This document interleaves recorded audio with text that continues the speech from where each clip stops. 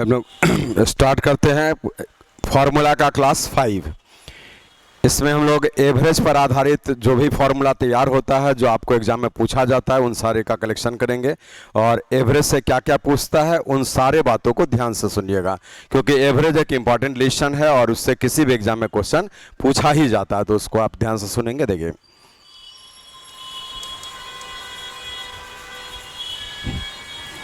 यहाँ लिख देते हैं फॉर्मूला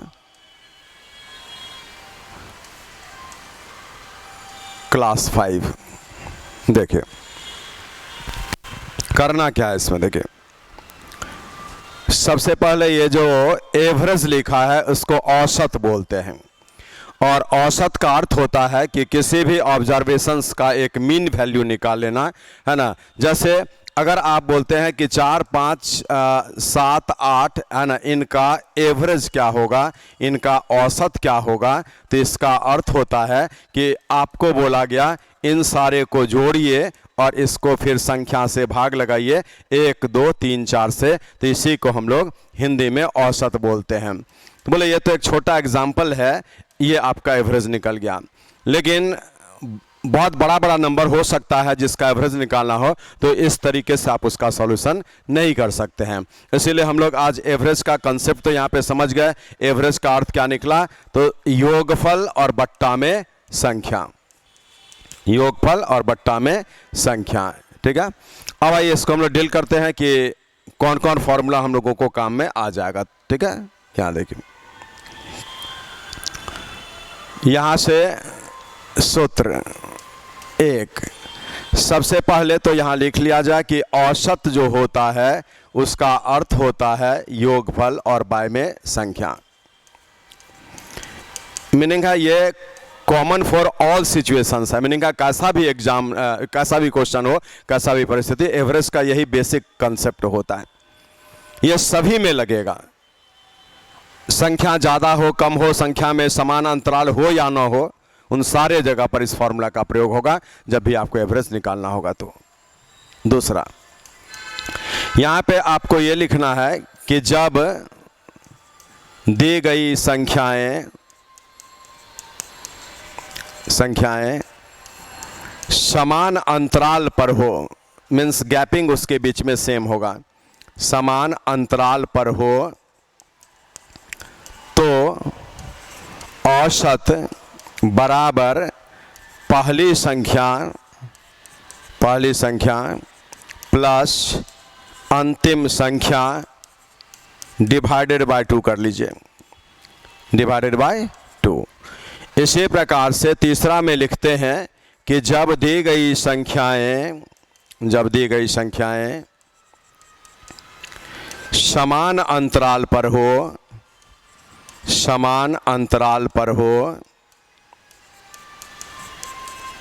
तो औसत बराबर बीच वाली संख्या, जो एग्जैक्टली बीच में होगा, ठीक है, बीच वाली संख्या, वही इसका एवरेज हो जाता है। जैसे अगर आपको हम लिख दें 1, 2, 3, 4, 5 ऐसा, तो बोले इस 5 नंबर में ठीक बीच में 3 है, तो इन पांचों का एवरेज 3 ही होगा, ठीक बीच वाली संख्या। अगर आप इसके लिए एग्जांपल लेना चाहें सेकंड के लिए, तो यहाँ पर देखिए, अगर हम 1, 2, 3, 4, 5 लिखते हैं, तो यहाँ पर एवरेज के लिए पहला अंतिम को जोड़कर 2 से भाग, तो आपका ये 3 एवरेज निकल गया, और यहाँ पर भी 3 एवरेज निकल गया। अब इस कंडीशन में एक एग्जाम्पल और, जब यहाँ पे 2 होगा, 4 होगा, 6 होगा, 8 होगा, तो बोले चूंकि संख्या 4 ही है, तो बीच में यहाँ पर आना पड़ेगा, तो इन दोनों को जोड़कर 2 से भाग लगा देंगे, तो हमारा ये बीच का वैल्यू निकल गया। इन सारे का एवरेज 5 होगा। तो ये 3 फार्मूला पढ़ ले, बहुत उपयोगी फार्मूला, ये तो बेसिक कंसेप्ट है ही, और ये बहुत यूजफुल फार्मूला है, उपयोगी है आप सारे छात्रों के लिए कि हम इस फार्मूला को कहाँ यूज करते हैं। जब क्वेश्चन देगा, बोलेगा प्रथम 100 लगातार इवन नंबर्स का एवरेज बताइए, प्रथम 50 लगातार, है ना, ऑड नंबर्स का एवरेज बताइए, 5 के प्रथम 50 गुणजों का औसत बताइए, उन सारे जगह पर आप इसी फार्मूला का हेल्प ले सकते हैं, इजीली क्वेश्चन बनेगा। तो चलिए 3 के बाद हम आते हैं 4 नंबर फार्मूला पर।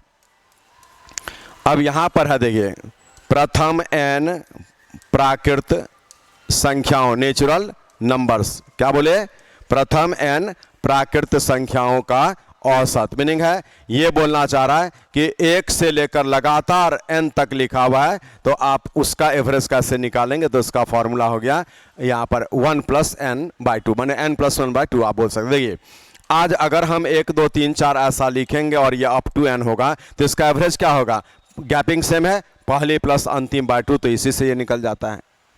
आज इस जगह पर एक एक्स्ट्रा बात भी कि अगर आप यहाँ पर ऐसा बोलते हैं, देखिए प्रथम n प्राकृत संख्याओं का अगर आप योगफल का बात करें, योगफल, तो ये आता है n + 1/2। ये एक अतिरिक्त जानकारी है ना यहाँ पर योगफल से, और इस योगफल से आप अगर औसत निकालते हैं तो यहाँ पर ये फॉर्मूला लग जाएगा, क्योंकि ये n कट जाता है। ठीक है, तो ये एक एक्स्ट्रा बात आपको लिखा गया है जो कि यहाँ पर योगफल का चर्चा है। औसत तो यहाँ पर आपको हम लिख दिए। ठीक है, 4 नंबर के बाद आइए 5 नंबर पर। आपसे बोलता है प्रथम n विषम संख्याओं का औसत। प्रथम n विषम संख्याओं का औसत। बोले प्रथम n विषम संख्या का औसत n ही हो जाता है, ये n ही होगा। जैसे देखिए अगर हम ये प्रथम 3 लगातार विषम लिखे, प्रथम 3 विषम है ना, प्रथम 3 विषम का अर्थ है जहां से विषम स्टार्ट होता है, जहां से ऑड स्टार्ट होता है, वहीं से आपको 3 1 3 5 ऐसा। बोले एवरेज हमारा ये मिडिल वाला होगा, तो देखिए 3 आ गया। अगर हम यहां से 1 3 5 7 9 ऐसा लेंगे तो एवरेज ये बीच में जो पड़ गया ये आ गया। देखिए प्रथम 5 लगातार विषम का एवरेज 5। ऐसा क्यों होता है, क्योंकि यहां देखिए प्रथम n विषम का अगर आप योगफल लेते हैं तो बराबर n² होता है। ये योगफल का फॉर्मूला हम एक्स्ट्रा में यहाँ पर आपको लिखा रहे हैं, ये योगफल है और औसत यहाँ पर आपका चल रहा है। ठीक है, तो योगफल का फॉर्मूला ये, तो बोले प्रथम n विषम का योगफल n², इसलिए प्रथम n विषम का औसत क्या होगा, तो n² तो n हो जाएगा। यही फॉर्मूला इस जगह पर लगेगा। अब 5 के बाद आइए 6 नंबर पर। यहाँ बोलता है प्रथम n सम संख्याओं का, प्रथम n सम संख्याओं का औसत बराबर n + 1 ऐसा। जैसे देखिए आज अगर हम यहाँ पे 2 4 6 लेते हैं तो ये प्रथम 3 है, इसलिए एवरेज क्या निकला, देखिए एवरेज तो ये है और एवरेज 3 और 1 जोड़ लेंगे 4। प्रथम 3 लिए सम में तो 1 बड़ा कर दीजिए, एवरेज निकल जाता है। देखिए आज यहाँ से 2 4 6 8 10 ये लिए तो प्रथम 5 लगातार सम है, तो एवरेज 5 + 1 से 6 होगा, और आप देख रहे हैं कि एवरेज 6 बिल्कुल सही है।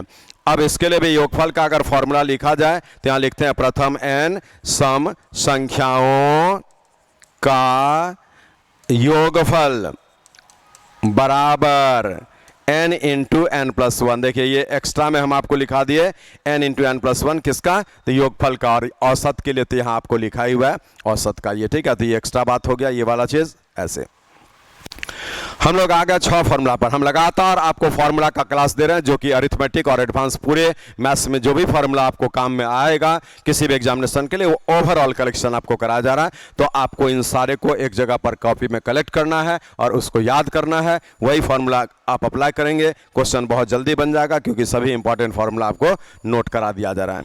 चलिए अब यहाँ पर हम लोग जो है 5 या जो भी था नंबरिंग थोड़ा देख लेंगे ऐसा ना, तो हम ये अगले नंबर पर आ जाते हैं। ठीक है, इसमें क्या करना वो चीज़ देखिए। बोले यहाँ पर आप लिखेंगे n संख्याओं का औसत, n संख्याओं का औसत m हो तथा m संख्याओं का औसत n हो। ये रिवर्स कर देता है, 4 संख्या का 5 एवरेज और 5 संख्या का एवरेज 4 ऐसा। औसत n हो तो उन सभी संख्याओं का औसत, उन सभी संख्याओं का औसत। और ये जब आप बनाएंगे ना तो यहाँ पर m × n ऐसा आ जाएगा। देखिए n संख्या का औसत m तो टोटल ये हुआ, m संख्या का औसत n तो टोटल ये हुआ, और सारे संख्या का जब आप एवरेज निकालेंगे तो ये ऐसा होगा। और यहाँ से क्या हो रहा है 2mn इसमें लिखना पड़ेगा और बट्टा में m + n ऐसा। तो देखिए हम लोग इस जगह पर यही कंसेप्ट ले लेंगे और यहाँ से इसको बैठा देंगे, तो फॉर्मूला यहाँ पे लिख देते हैं 2mn और बट्टा में m + n ऐसा। तो देखिए अगर इसके लिए एक सिचुएशन आपको दिया जाएगा कि 5 संख्या का एवरेज 4 है, ये आपका संख्या है, 5 संख्या का एवरेज यहाँ पे 4 और 4 संख्या का एवरेज 5, तो उन सारे का एवरेज जो आप निकालेंगे तो 5 यहाँ से इसी से बैठा देते हैं, 2 इंटू में 5 इंटू 4 और बट्टा में 5 प्लस 4, तो बोले ये क्या आ रहा है, 5 और 20 40 और बट्टा में 9, ये हम लोगों का फॉर्मूला से आंसर है। लेकिन बोले अगर इसका डीलिंग किया जाए सच्चाई में तो कैसे बनेगा, तो बोले 5 इंटू 4 20, फिर 4 इंटू 5 20 और 5 4 9, तो 20 20 40 और बट्टा में ऐसा करके 9। देखिए ये 40 बट्टा 9 वहाँ भी आ गया, यहाँ भी आ गया। तो आप याद कर लीजिए कि n संख्या का औसत m होगा और m संख्या का औसत n होगा, एक दूसरे का इंटरचेंज कर दे तो उन सारे संख्या का औसत के लिए 2mn बट्टा में m प्लस n। ये xy में भी याद कर सकते हैं तो 2xy बट्टा में x प्लस वाई, ab में भी याद कर सकते हैं 2ab बट्टा में a प्लस b। और इसी का अगला सिचुएशन, इसमें बोलता है कि n संख्या का औसत m स्क्वायर तथा m संख्या का औसत ये n स्क्वायर हो तो सभी संख्याओं का औसत हो, तो सभी संख्याओं का औसत। और ये जब निकालेंगे तो यहाँ पर आपको m इंटू n आ जाएगा। ये कैसे, देखिए अगर यहाँ पर हम लिखते हैं कि 4 संख्या का औसत 6, ये नंबर्स दिए 6 का स्क्वायर है ना, 4 संख्या का औसत 6 का स्क्वायर कर दीजिए और यहाँ पे आपको जो ना फिर 6 संख्या का औसत 4 का स्क्वायर कर दीजिए, तो इन सारे संख्या का औसत बोलिए। अब 4 संख्या का औसत 6 का स्क्वायर 36 और 6 संख्या का औसत 4 का स्क्वायर 16। बोले आज 4 गुना में 36 लेंगे प्लस में 6 गुना में 16 लेंगे और संख्या में आपका 4 प्लस 6 होगा, तो ये आ कितना रहा, बोले ये 144 है, ये 96 है, बट्टा में 10 है, ये 6 4 10 हो गया, 23 1 24 और बट्टा में 10, तो कट के आपको 24 आ गया। आज बोले यहाँ से अगर कैलकुलेट किया जाएगा तो हम लोग यहाँ से m इंटू एन सीधा इतना नहीं बनाएंगे, हम लोग का फॉर्मूला से क्या लगेगा m इंटू एन, m क्या था 4, n क्या था या n 4 जो ऐसा, तो ये 6, इसको सॉल्व किया तो देखिए आपका 24 तुरंत में आ गया ना। तो ये इतना इजीली इस तरह के क्वेश्चन को डील करता है। फॉर्मूला से आप सीधे है ना, ऐसा जब भी मोमेंट मिले तो इसको गुना कर देंगे, जो संख्या दिखेगा 4 6 24, बात खत्म। और अपने से बनाएंगे तो इतना काम आपको करना पड़ेगा, इसलिए ये बहुत यूजफुल फॉर्मूला है, ऐसे परिस्थिति को डील करेगा। चलिए 8 नंबर में आपसे क्वेश्चन ऐसा मोमेंट देता है कि एक आदमी x किलोमीटर पर आवर से यहाँ से चलेगा और यहाँ तक जाएगा और वापस y किलोमीटर पर आवर से आ जाएगा, तो इस पूरे यात्रा में जो एवरेज स्पीड होगा, औसत चाल, एवरेज स्पीड हिंदी में औसत चाल कैसे लिखाएगा, 2xy और बट्टा में x plus y kilometre per hour. इसी का एक सिचुएशन और दिखता है, ऐसे बोलेगा कि यहाँ पर मिड पॉइंट कर दीजिए, ठीक है, ये मिड है और मीनिंग है आपको जो दूरी ये है वही दूरी ये है, तो यहाँ तक x के चाल से गया और यहाँ से फिर y के चाल से अंत तक गया, तो इस कंडीशन में भी जो आप एवरेज स्पीड लीजिएगा वो उसी फार्मूला से निकल जाएगा और फार्मूला होगा 2xy और बट्टा में x plus y kilometre per hour. ये फार्मूला है आपका, वही फार्मूला इसमें मीनिंग है। ये दोनों सोचा जाए तो एक ही बात है और इसको हिंदी लैंग्वेज में आप याद कर लीजिए तो ये आसान हो जाएगा दोनों के लिए। एक फार्मूला कैसे कि जब दो समान दूरियों को, ये लैंग्वेज याद करिए, जब दो समान दूरियों को दो असमान चाल x किलोमीटर पर आवर और y किलोमीटर पर आवर की चाल से तय किया जाए तो औसत चाल जो निकलेगा वो 2xy बट्टा में x प्लस वाई। ये दोनों का एक कंबाइंड लैंग्वेज आपको हम बोलते हैं, यही लैंग्वेज आपको याद करना, ठीक है। चलिए 9 नंबर के बाद आगे बढ़ जाते हैं 10 नंबर पर। अब यहां एक मोमेंट ऐसा आ जाता है, ये 3 बराबर दूरी देगा, देख रहे ये दूरी और ये दूरी इक्वल कर दिया गया। यहां से x किलोमीटर पर आवर के चाल से जाएगा, यहां से y किलोमीटर पर आवर के चाल से और यहां से z किलोमीटर पर आवर के चाल से, तो पूरे जर्नी में एवरेज स्पीड जो निकलेगा उसके लिए फॉर्मूला होगा 3xyz और बट्टा में लिखिएगा यहां से xy प्लस में yz और प्लस में zx। तो इस तरह के मोमेंट को डील करने का ये फॉर्मूला जिस पर आप डायरेक्टली बैठा देंगे, मान आपके प्रश्न का आंसर आएगा।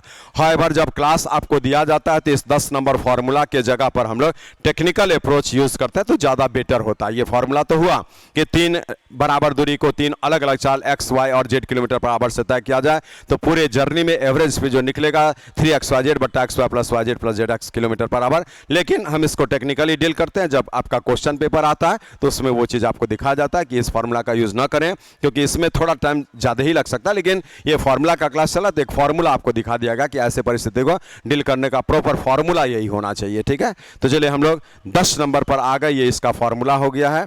और इसके आगे फिर एवरेज के लिए हम लोग नेक्स्ट क्लास में बढ़ेंगे, जिसमें कि बहुत इंपॉर्टेंट क्वेश्चंस के लिए फार्मूला आपको दिया जाएगा, उसका परिस्थिति भी दिखाया जाएगा। तो मिलते हैं फिर अगले क्लास में, जो कि इसी एवरेज का अगला फार्मूला लेकर के। ठीक है, थैंक यू।